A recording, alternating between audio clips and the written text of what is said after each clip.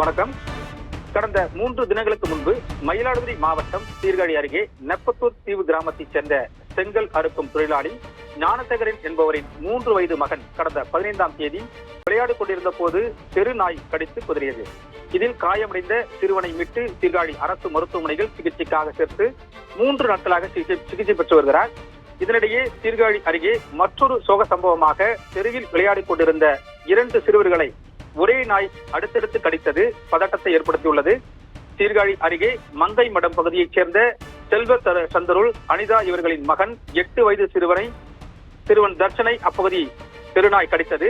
அதே தெரு நாய் மற்றொரு ராஜவேலு மணிமேகலை மகன் சிறுவன் தர்ஷான் என்ற 4.5 வயது சிறுவனையும் கடித்து தற்போது சீர்காழி அரசு மருத்துவமனையில் சேர்க்கப்பட்டு சிகிச்சை பெற்று வருகின்றனர். சீர்காழி அருகே தெருநாய்களால் சிறுவர்கள் கடிக்கும் சம்பவம் தொடர்கதையாக உள்ளதால் பெற்றோர்களிடையே அச்சம் ஏற்பட்டுள்ளது. நாய்களை கட்டுப்படுத்த மாவட்ட நிர்வாகம் நடவடிக்கை எடுக்க வேண்டும் என அப்பகுதி மக்கள் கோரிக்கை விடுத்துள்ளனர்.